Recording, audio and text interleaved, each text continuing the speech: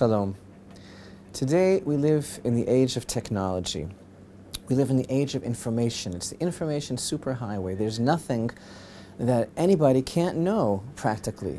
It seems like just about any one of us can find out anything that we need to know in seconds.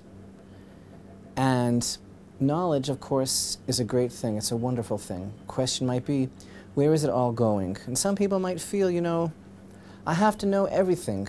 I have to know everything. I deserve to know everything. It's interesting that our sages define the character trait of curiosity as being an offshoot of arrogance, of haughtiness. This character trait called sakranut, curiosity, comes from ga'ava, from a person who is actually conceited. It really makes sense because the person is basically saying, what's going on here? What's going on here? I have to know. I need to know. I'm in charge here, so I need to know everything. Of course, the truth is that our sages comment that an aspect Kabbalistically of the original sin of the eating of the tree of knowledge was basically, the snake said, if you eat this, then you'll be just like God. You'll know everything. And that is a reflection of this primal desire that everybody has to be in charge, to rule over everything, really to be God, to know everything. And knowledge really does play a major role in that equation. That's why it's called the tree of knowledge. So here we are, we have the internet, we have so much unlimited information at our fingertips, and veritably it seems that all of us could really know everything there is to know.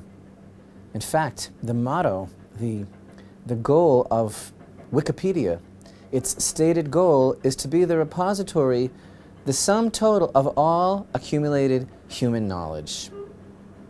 And really the question is, can we know everything?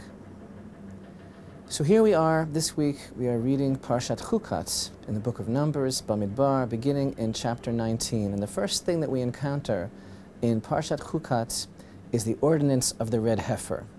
Everybody knows about Parah Adumah, the red heifer. It's considered to be the greatest mystery in the Torah because its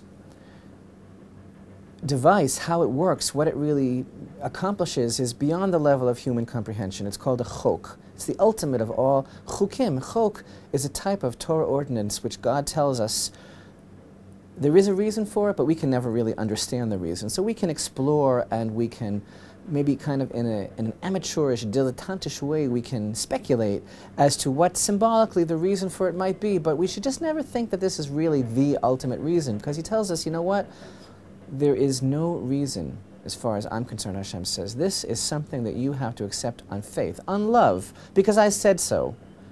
Even if other people make fun of you for doing it. There are certain laws in the Torah which make a lot of sense to us. Don't kill, don't steal, give charity. Those are the things that are really necessary for a functioning society, for healthy people. But there are some things that don't make a lot of sense to us.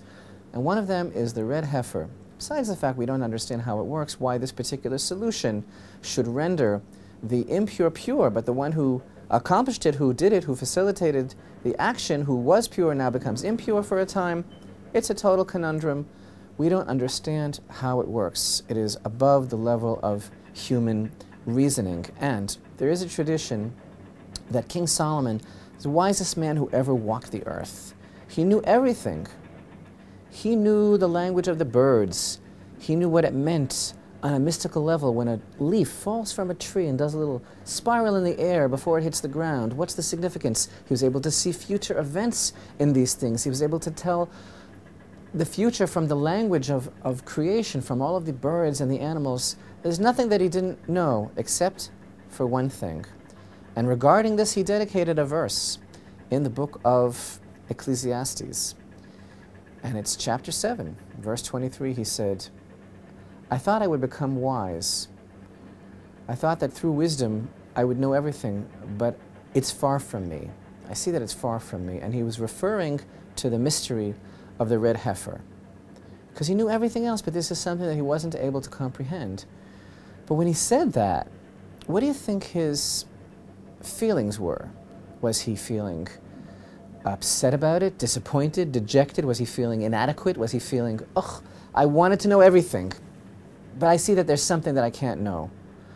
That's not the attribute of King Solomon. King Solomon had wisdom, and this is actually the greatest indication of his wisdom, to know that there is something that we can never know, and that is true wisdom. And it's interesting that the red heifer represents so much for the Jewish people, and it's such a central theme of Torah. It's so important for the rebuilding of the Holy Temple. It's the secret to the restoration of purity. And it's totally hinging upon acceptance of the fact that we will never understand it.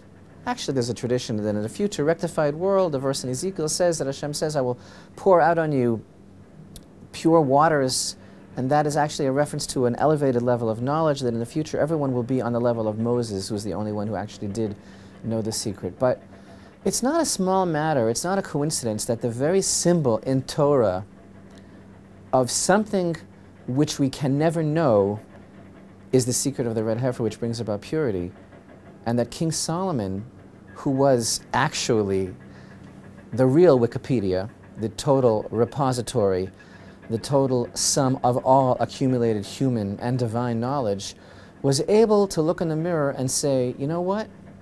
There's something that you'll never know. And that was wisdom for him, because it's not just about, you know, I need to know everything. What else can I know? I'm great because I know. I'm king. I rule. No.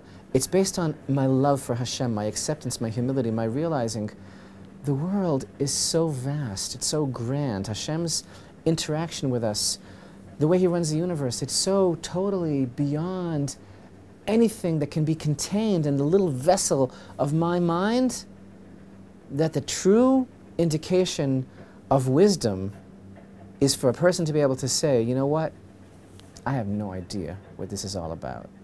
And this is a lesson that we really need in our generation, because there's never been one like ours that seems to know so much, that can know so much, that every child has access to so much information. We have to stop and ask ourselves, how much information? Where is it going? What are we doing with it? And do we think that it makes us into something that we're not? Because we'll never be anything other than servants of Hashem.